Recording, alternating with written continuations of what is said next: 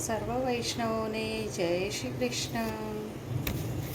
પ્રભુ નંદ કુમારો મે સ્વામી વૃષભાનુજા કૃતાર્થોહમ કૃતાર્થોહમ કૃતાર્થોહમ ન સંશય. ગોકુળના નંદબાવાના કુમાર શ્રી કૃષ્ણ મહારાજ સ્વામી છે અને બરસાનાના વૃષભાનજીના પુત્રી શ્રી રાધિકાજી મહારાજ સ્વામીની છે. તેથી જ હું કૃતાર્થ છું, કૃતાર્થ છું, કૃતાર્થ છું. તેમાં કોઈ સંશય કે શંકા નથી. શ્રી રાધાજી પોતાની શ્રી શક્તિ દ્વારા રાસલીલાનું આયોજન કરે છે.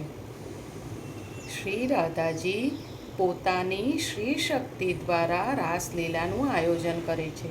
શ્રી ઠાકોરજીને કેવી રીતે અધિક સુખ મળે, આનંદ મળે, એ બધું કાર્ય શ્રી રાધાજી કરે છે. રાધાજીની બીજી શક્તિ છે પુષ્ટિ. રાધાજીની બીજી શક્તિ છે પુષ્ટિ. પુષ્ટિ એટલે કૃપા. પુષ્ટિ એટલે જીવોને પોષણ આપવું. પુષ્ટિ એટલે જીવોના મનમાં પ્રભુ પ્રત્યે પ્રેમ સંપાદન કરવો. પુષ્ટિ એટલે જીવોના સર્વ મનોરથો પૂર્ણ કરવા. આ પુષ્ટિ શક્તિ દ્વારા જીવોના કલિદોષ દૂર કરે છે. કલિદોષ એટલે કલિકાલના દોષ નહીં. ભગવાને આપણને હૃદય આપ્યું છે, તે કમળ જેવું છે. કમળની કળી બંધ છે. આપણે પ્રભુની ભક્તિ દ્વારા કળીને ખીલવવાની છે. આપણે હજી સુધી એ કળીને ખીલવી શક્યા નથી. એનો અર્થ એ છે કે આપણને કલિદોષ લાગ્યો છે. આપણે હજી સુધી એ કળીને ખીલવી શક્યા નથી. એનો અર્થ શું છે કે આપણને કલિદોષ લાગ્યો છે. આ કમલ કળી ક્યારે ખીલે? જ્યારે શ્રી સ્વામિનીજીની કૃપા થાય, જ્યારે શ્રી સ્વામિનીજી કૃપા કરે. એકવાર રાસ ચોતરા ઉપર શ્રી સ્વામિનીજી અને શ્રી ઠાકોરજી બંને મળ્યા. ક્યાં મળ્યા? રાસ ચોતરા પર. શ્રી ઠાકોરજી એમના હજારો સખીઓ સાથે આવ્યા હતા અને શ્રી સ્વામિનીજી હજારો સખીઓ સાથે. શ્રી ઠાકોરજીએ કહ્યું, આજે રાસ રમીએ. રાધાજી કહે છે, આજે તો મને છુપાછુપીનો ખેલ ખેલવાનો મનોરથ છે. રાસ તો આપણે રોજ કરીએ છીએ. અરે રાધાજી, છુપાછુપીનો ખેલ આ ચોતરા ઉપર કેવી રીતે ખેલાય? એ માટે ચાલો આપણે સઘન વનમાં જઈએ, જ્યાં છુપાવા માટે કોઈ જગ્યા હોય. આ ચોતરા ઉપર તો ક્યાં છુપાઈશું? પ્રભુ, એ આપ જાણો. મારે તો આજે સંતા કોકડી જ રમવી છે અને આ ચોતરા ઉપર જ રમવી છે. શ્રી ઠાકોરજી વિચારે છે, અહીં તો માત્ર ચોતરો છે. અહીં કોઈ સંતાવા માગે તો પણ ક્યાં સંતાય? જગ્યા જ ક્યાં છે? વળી રાધાજી કહે છે કે સંતા કોકડી રમવા માટે મારી બીજી 3 શરત છે. શરત? કઈ શરત? પહેલી શરત એ કે કોઈ સંતાવા માટે આ ચોતરાની બહાર જાય નહીં. અરે પણ આ ચોતરા ઉપર સંતાવવું હોય તો ક્યાં સંતાવાય? પ્રભુ, એ તો આપ જાણો. મારી બીજી શરત એ છે કે છુપાવા માટે કોઈ એક યુક્તિ કરે, એ યુક્તિ બીજો કરી શકે નહીં. એટલે એક જણાએ જે યુક્તિ છુપાવા માટે કરી હોય એ બીજો સેમ યુક્તિ કરી શકે નહીં. ત્રીજી શરત એ છે કે એક જ વારમાં શોધી કાઢવાનું રહેશે કે કોણ ક્યાં છુપાયું છે. પ્રભુ, પહેલો વારો આપનો. અરે પણ અહીં છુપાવું ક્યાં? પ્રભુ, એ આપ જાણો. શ્રી ઠાકોરજી કહે છે, રાધાજી, તમે અને બધી સખીઓ 1 મિનિટ માટે નેત્ર બંધ કરી દો. 1 મિનિટ પછી ખોલજો. શ્રી ઠાકોરજીએ પોતાના હજારો સખાઓનું સ્વરૂપ બિલકુલ પોતાના જેવું કરી દીધું. ઠાકોરજીએ શું કર્યું? પોતાના હજારો સખાઓનું સ્વરૂપ બિલકુલ પોતાના જેવું કરી દીધું.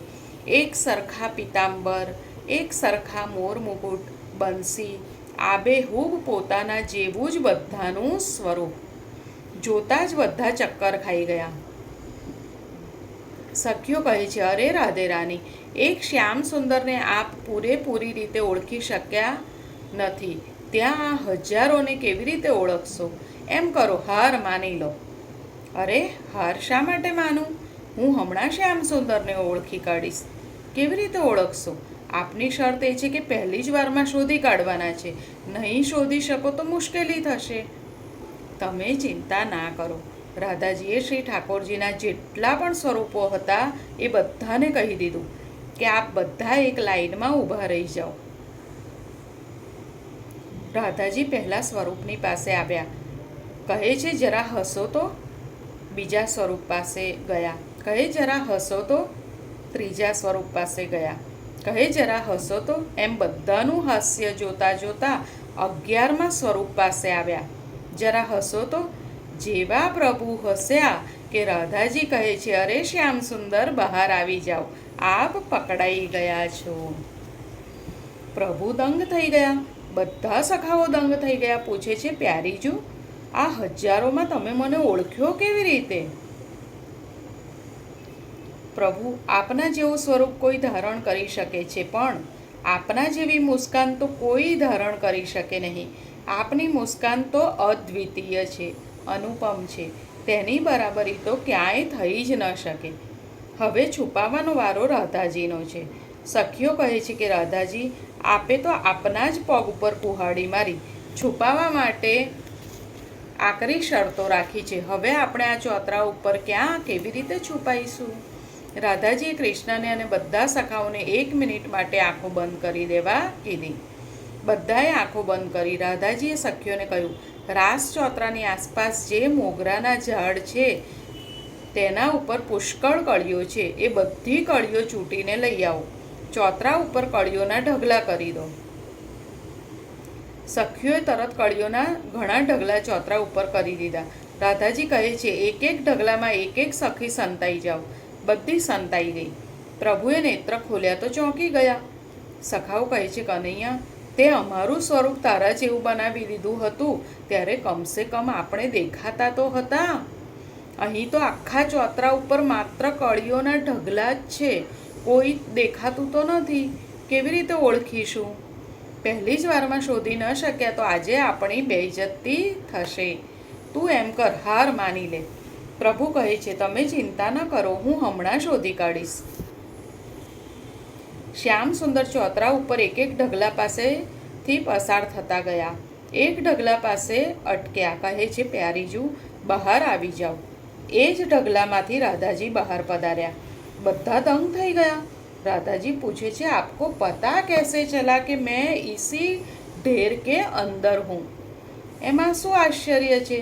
મેં જોયું કે બધા ઢગલા કળીઓના છે, પણ આ ઢગલાની કળીઓ ખીલીને ફૂલ બની ગઈ છે.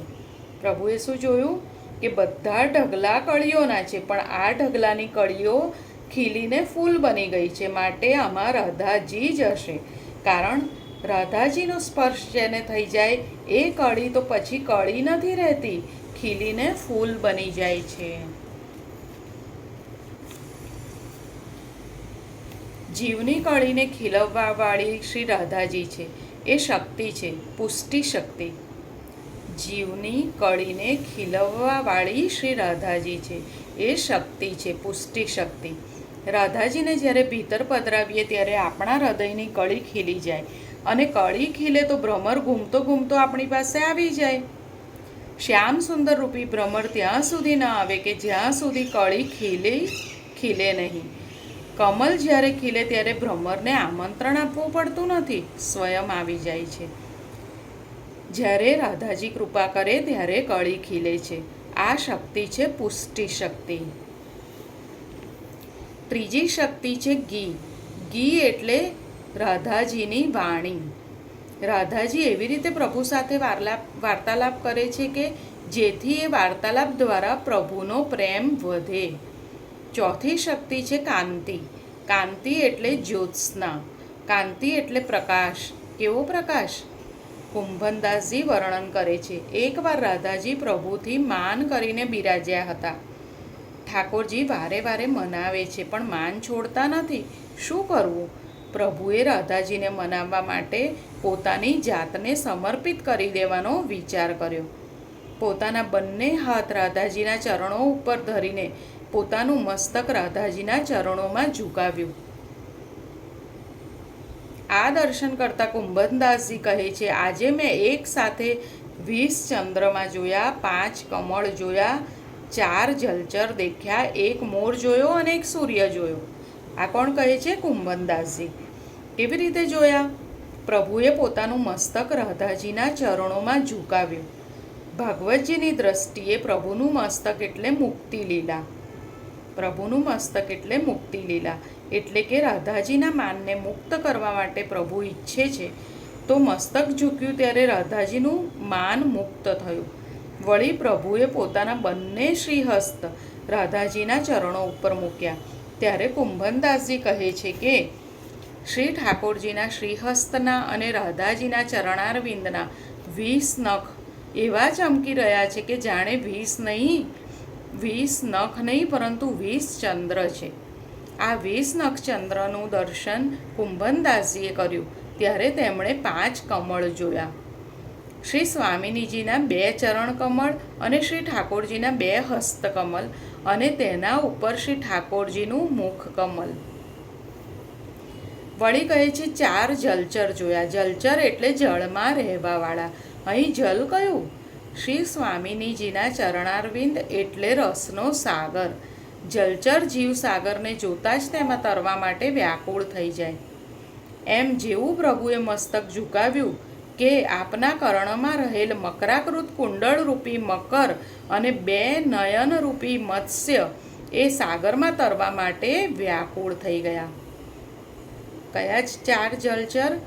પ્રભુના કર્ણમાં એટલે કે કાનમાં રહેલા મકરાકૃત કુંડળરૂપી મકર એટલે મગર અને 2 નયનરૂપી મત્સ્ય એટલે માછલી. 2 નયનરૂપી મત્સ્ય એ સાગરમાં તરવા માટે વ્યાકુળ થઈ ગયા. અને સાગર કયો? સ્વામિનીજીના ચરણારવિંદ એટલે રસનો સાગર. જેવું શ્રી ઠાકોરજીએ મસ્તક ઝુકાવ્યું કે આપના શ્રી મસ્તક ઉપરનો સુવર્ણનો મુગટ એવો ચમકવા લાગ્યો કે જાણે મુગટ નહીં પણ સ્વયં સૂર્ય ઝૂકી રહ્યો છે. એ મુગટ ઉપર શ્રી ઠાકોરજીએ જે મોરપંખ ધારણ કર્યું હતું એ મોરપંખ પણ શ્રી સ્વામીજીનો સ્પર્શ થતાં મોર બનીને નૃત્ય કરવા લાગ્યું. જેમ મેઘને જોઈને મયુર નાચે એમ શ્રી સ્વામિનીજીના ચરણોના સ્પર્શથી આ મોરપંખ મયુરની જેમ નૃત્ય કરવા લાગ્યું. આ છે શ્રી સ્વામિનીજીની ચોથી શક્તિ કાંતિ. 5મી શક્તિ છે કીર્તિ. આપની ગાથા સર્વ ગોપીજનોમાં શ્રેષ્ઠ છે. 6ઠ્ઠી શક્તિ છે તુષ્ટિ. તુષ્ટિ એટલે સંતોષ. 7મી શક્તિ છે ઈલા. ઈલા એટલે ધારણ કરવાવાળી શક્તિ. પ્રભુની સમગ્ર લીલાઓને જો કોઈ ધારણ કરે છે તો એ છે શ્રી સ્વામિનીજી. 8મી શક્તિ છે ઉર્જા. શ્રી સ્વામિનીજી પોતાના નેત્રોના હલનચલનથી શ્રી ઠાકોરજીએ શું કરવું તે બતાવે છે.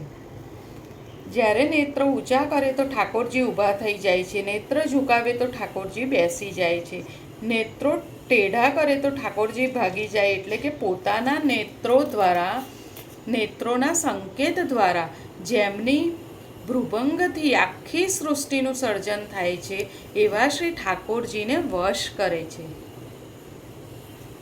એમના ભૂભંગથી શ્રી ઠાકોરજી ઉઠે છે, બેસે છે, ભાગે છે અને પાછા પણ આવી જાય છે. 9મી શક્તિ છે વિદ્યા. વિદ્યા એટલે શ્રી ઠાકોરજીનું યથાર્થ જ્ઞાન. શ્રી ઠાકોરજીનું યથાર્થ જ્ઞાન કોઈ આપી શકે છે તો એ છે શ્રી રાધાજી. 10મી અવિદ્યા છે. અવિદ્યા એટલે આસુરી જીવોને પ્રભુથી દૂર રાખવાવાળી શક્તિ. આપણે આગળ જોયું કે તેમણે કંસને કેવી રીતે વ્રજમાં આવતો બંધ કરી દીધો. 11મી શક્તિ છે માયા. માયા એટલે કોણ?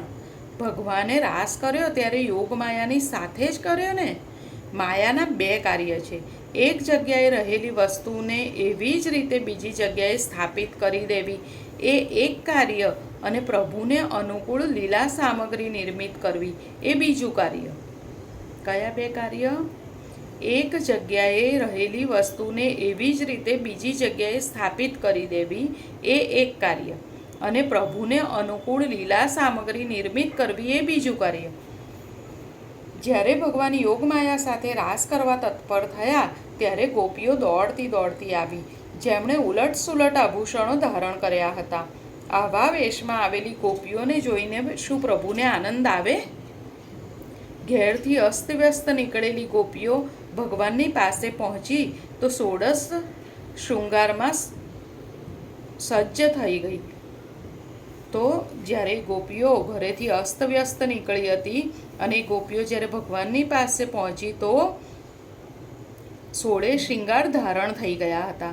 આ કાર્ય યોગમાયાનું હતું. પ્રભુને અનુકૂળ લીલા સામગ્રી એ નિર્મિત કરે છે. પ્રભુ જ્યારે રાસ કરતા હતા ત્યારે રાસ કરતાં કરતાં તેમના હૃદયનો આનંદ હતો, તે આનંદ એવો ને એવો જ લઈને યોગમાયાએ ગોપીઓના હૃદયમાં સ્થાપિત કરી દીધો. આમ યોગમાયાનું બીજું કાર્ય એક જગ્યાએ રહેલી વસ્તુને એવીને એવી જ રીતે બીજી જગ્યાએ સ્થાપિત કરવાનું છે. આ કારણે જ ગોપીઓને થયું કે અમે પૂર્ણ થઈ ગયા.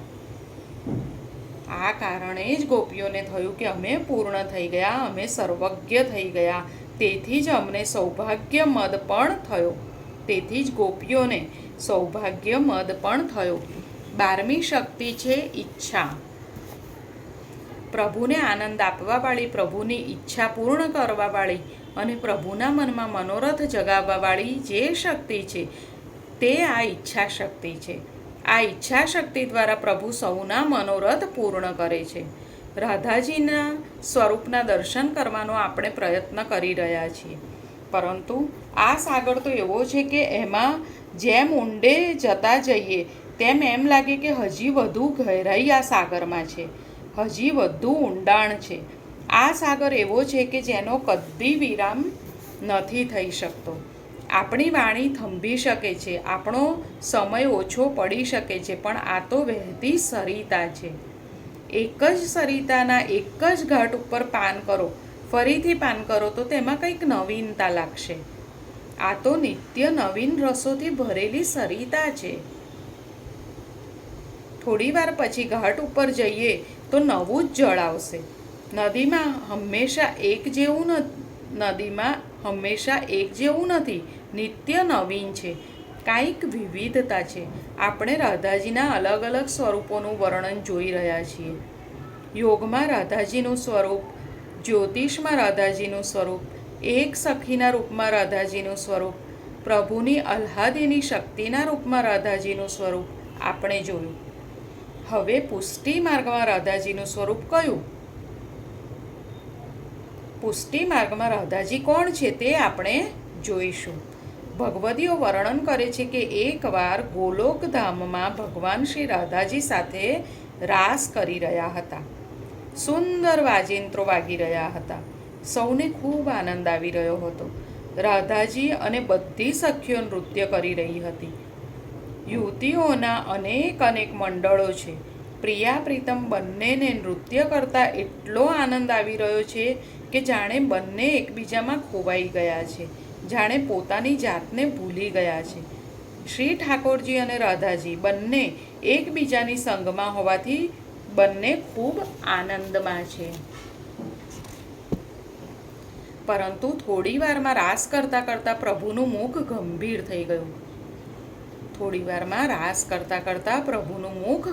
થઈ ગયું. તેમની આંખો ધીરે ધીરે અશ્રુથી ભરાવા લાગી. એ જ સમયે રાધાજીની દ્રષ્ટિ પ્રભુના મુખારવિંદ ઉપર પડી તો શું જોયું? પ્રભુનું ગંભીર મુખારવિંદ અને આંખમાં આંસુ.